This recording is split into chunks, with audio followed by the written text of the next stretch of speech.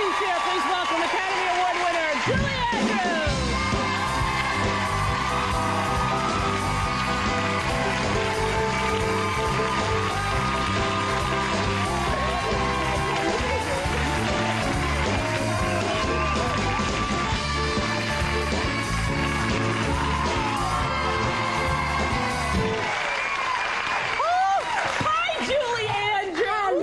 Rosie. How are you? It's about time, huh? I know. It's so weird to meet you because I love you. Well, that's the best build-up that I've ever heard, Rosie, and you made me so nervous eventually. I thought, did? Yeah. Really? Well, if you ever get nervous, point to me and I'll play.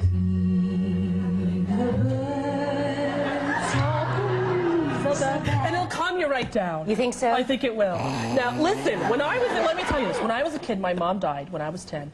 And my siblings used to watch that movie and wish that my dad would find somebody like Maria von Trapp. Do you know what I mean? Because it was like my fantasy that you would come and be my mom and live at my house and make me close out of curtains. Well, if I'd known. I mean, sure. Yeah. Was it a wonderful, experience doing that movie? Do you have fond memories of that? It was gorgeous, and I still keep in touch with the children. Well, of course, they're not children anymore. All the kids are now, mums themselves, and the little teeny baby is now this kind of Monroe-like figure, and really? Gorgeous, yeah. But we do.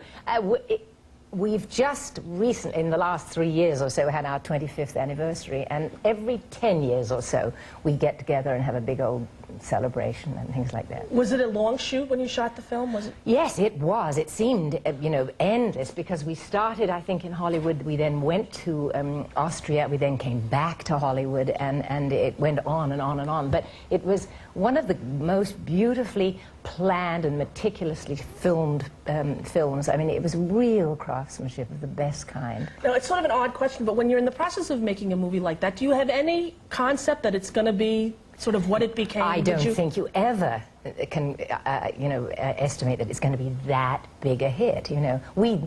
The most important thing for us was to kind of take some of the saccharine quality of, kids and mountains and nuns and things like that. Right. We thought it could get awfully icky if we weren't careful. So we I think Chris Plummer helped a lot in that respect. He did. You know what we were going to do? What? Get him to come out and do Edelweiss, because he's doing a play here, but he wasn't available. Oh, is he here yet? I think he's coming in. He's right next to us at the next theater. Because you're going back to Victor Victoria. On Monday. On Tuesday, yeah.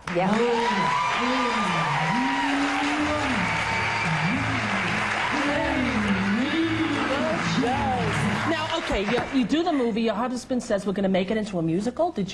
What did you think? Well, it sort of was a natural. People kept telling us it would make the most marvelous Broadway musical. And we were going to do it about 10 years earlier, and so I can't remember what happened. It just didn't, the timing wasn't right, and it didn't work out. And, but it's always been sort of there that it really would adapt to the stage marvelously. Yes. And I must say, I am having a ball. I'm very grateful to have had the rest, but... Yeah, how long were you off for? I was off for 4 weeks. 4 weeks, yeah. And where'd you go? I went to Switzerland. You did? Yes. We have a hideaway home there, which is just very private and very beautiful. And I did nothing. I just ate too much and slept too much and watched a few videos and walked and things like that, and watched my lovely new grandchild. Oh, yeah? How many grandchildren do you have? I have 5 altogether. No kidding. Yeah, 5 kids and 5 grandchildren. Well, good for you. Do they watch Mary Poppins ever? They do when they're old enough, yeah. The kids did when they were young, and now the grandchildren are starting to. Do they put it together that that's Grandma or that was Mommy? Well, yeah, eventually they do. Sometimes the grandchildren don't, they... I had a little girl that came to see me in Victor Victoria the other day, and she saw a brochure of The Sound of Music on my dressing table, and she said, and she looked, and she said, "Is that you?" And she pointed to the picture of Maria, and I said, "Yes, I did that too." She said, "But that's one of my favorite people in the whole world." And it was very sweet, because she couldn't quite connect that it was that I'd done that. Exactly, yeah. Because she was in love with that person, That's sort of how I feel right now. You're sensational. It's the truth. Don't go anywhere. We have so much more to do with you. We have songs. I got digicards. We want to talk. Oh, okay. Julie Andrews is here. They mentioned it. Big fan of her. We'll be right back with her after this break. There you go.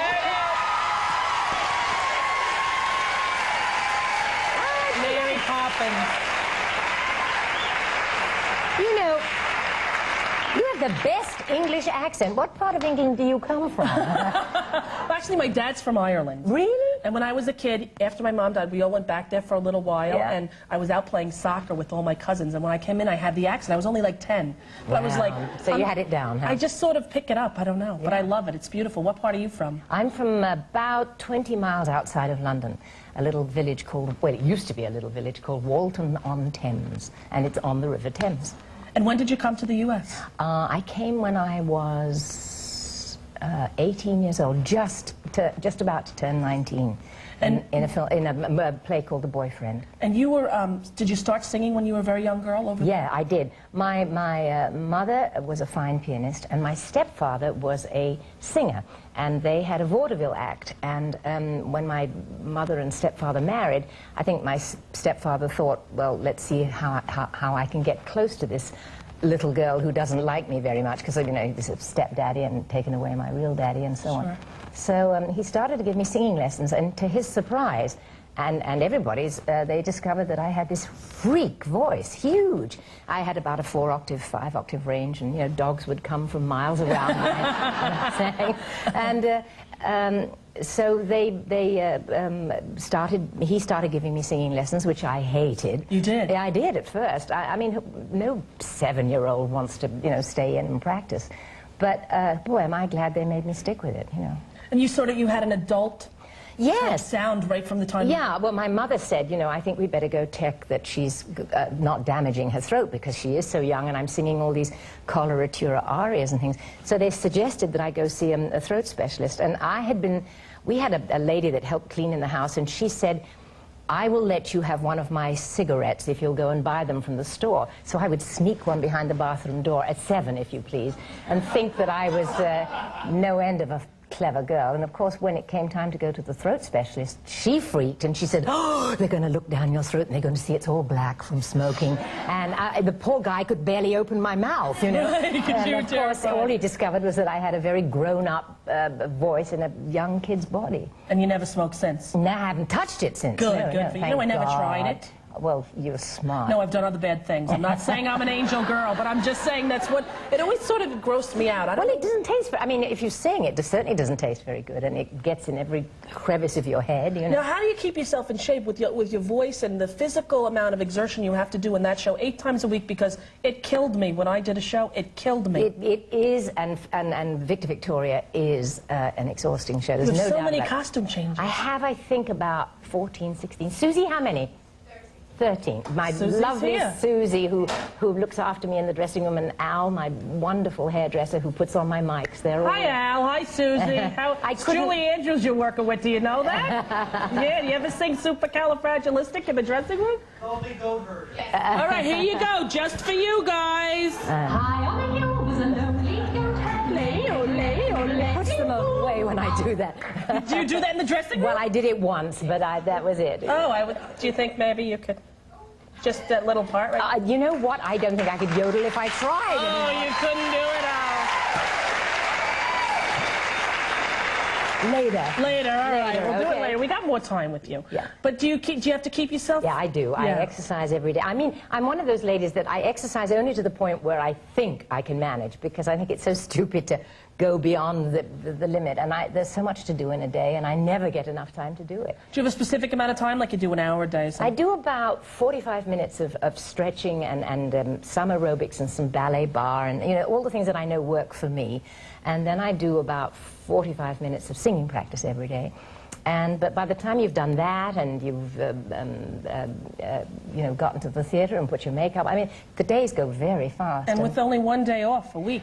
2 shows Wednesday, 2 Saturday, and the show is so heavy that I actually don't get off stage at all. I do all the changes on the side of the stage, and Al and Susie and one other lady help me make the quick changes. Yeah. Yeah. Do you go out afterwards, like to Joe Allen's? Are you kidding? No. I'm a nun again. Yes. No, I don't think... on my holiday, I finally said, this is the first time in 2 years I've been out to supper. And it was wonderful, and not to have a deadline and things like that. You know, when you say supper, it sounds so good. I was out to supper. I say, well, have some supper. It's a whole different thing. Do you remember in The Sound of Music, do you watch General Hospital ever? I used to, yeah. You know Mrs. Quartermain? The matriarch of that show, she is from... Oh, yeah, yes. She's the one who said, Reverend Mother, I have sinned, and she had the carburetor. No. She is now on General Hospital. No. She's like 85 years old. Oh, my Lord. Do you know her name? Not Portia Nelson, not that... I don't know. There were 3 nuns, remember, and they went out and they had the carburetor when Rolf Yes, told I on him. remember, yeah. Okay, and then she's the one who holds the carburetor. I'll find out her name during the commercial. We have research. I thought it was Portia Nelson. Maybe it's Portia Nelson. After 25 years, would I remember? Doubtful. I think you would. Yeah. I think you would. Don't go anywhere, right? Okay. We might sing a little bit after the commercial. But Juliet, just stay right there.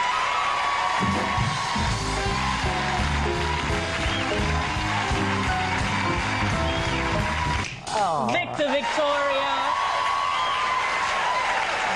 Now you're going back in.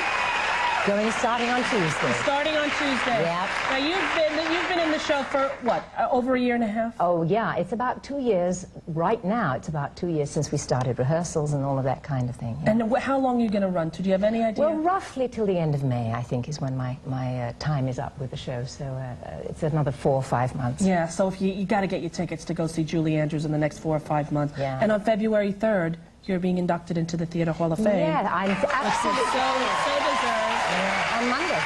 It's Monday, yeah? That's a big real treat, yeah. Did you grow up wanting to do theater or movies or a combination? Or? You know what, with my parents being in show business anyway, it was just seemed a natural thing, and I didn't think I was good for anything else, you know, so I just sort of followed along. Now, a lot of people don't know that you've written children's books. Yes. Not just little, like See Spot Run, actual big novel kind of teenager. How did this come about? The first book is called Mandy, and we were on location for a film called Darling Lily, and it was the first year that my husband Blake and I had sort of pooled all our kids, his, mine, and ours, and we went away on location to France. It was the most extraordinary experience, but the kids were wild. There's just no doubt about it. Mayhem is the best description for it. Laundry wasn't picked up, beds weren't made, trash was everywhere, they didn't brush their teeth, they threw things. I mean, there were 3 of them at that time, and it was madness. So I finally, in true Mary Poppins fashion, said, okay, everybody, we're going to stop this, and you're going to start behaving yourselves, and if you don't, you're going to have to pay some forfeit. So we worked out what they were, which I can't remember now. And our eldest daughter said, whose name is Jenny, said, yeah, but you have to play too. And I said, okay, I'll play, but what would my forfeit be? And she said, well, you have to stop swearing so much. Do you swear a lot? Well, I did that summer, I can tell you. That is shocking, Juliet! You swears a lot? Wonderful British 4-letter swear words. No kidding! Yeah, once in a while. I can hardly imagine. Listen, anyway, the forfeit for me was that I had to write a little something for Jenny if I was the first one to lose, of course, because something happened and I went crazy. And so she said, aha, you've got to write me a story. So I thought it would be like an Aesop's fable or something, just two pages. It turned into a book, and I had such a great time doing it, and Blake was so encouraging that I wanted to write the second one. Well, good for you. The last of the really great Wangle Doodles. No, Wang Doodles. Oh, sorry, Wang Doodles. There you go. Do you know what that is? I have no idea. It's a humorous, mythical creature of fanciful and undefined nature. That's just what I was going to say. Yeah. Now, I was wondering, I know that you do the show and you sing every night, and probably singing here with me on the show is something you wouldn't want to do, but I was curious if there would be any way, possibly Miss Julie Andrews, every song you've ever sang, I know all the words to, including Thoroughly Modern Millie, but if you don't want to, I'd understand, but... No, I'd be very happy. Oh, thank you! Thank you! Thank you! I was just letting you go on. Letting me go, all right. But, wait, here. I'm told that people bring you presents, and I thought that since you do sing every song that I've ever done, this might be very helpful to you. Okay. It's my favorite pastil that I use on the show, in the show, and whenever I can, I suck one of those and I sing 10 times better. All right. So shall we have one each? Start, let's do have that. a little. All right. There you go. 2 is better. Wow, they're black. Yeah, take 2. They're right. very. You can't just take I'll one. take 2. Okay. I've It's never very taken hard one to of sing with 2 of these in it. Okay. But, I'll you know, try it if you will. Right. All It's right. an interesting sort of nearly licorice grape flavor. It's actually blackcurrant. That's what I meant. Black currant is what it is. It is actually black currant. Aren't they good? They're very good. Wait. You'll enjoy it more and more as you go on. Okay. Can you sing? I can if you can. It got stuck on my tooth, but I'll try. Okay. Me first? You first. Right. You okay? Yes. All right. Raindrops on roses and whiskers on kittens, bright copper kettles and warm woolen mittens, brown paper packages tied up with strings. These are a few of my favorite things. You take the next one, okay? I'll take it? Yeah. Oh, geez. Green-collared ponies and crisp apple strudels, doorbells and sleigh bells and schnitzel with noodles, Perfect. wild geese that fly with the moon on their wings. These are a few of my favorite things. Good for you. Thank you very much. Wait. Together. Girls in white dresses with blue satin sashes, snowflakes that stay on my nose and eyelashes, silver white winters that melt into springs. These are a few of my favorite things. When the dog bites, when the bee stings, when I'm feeling sad, I simply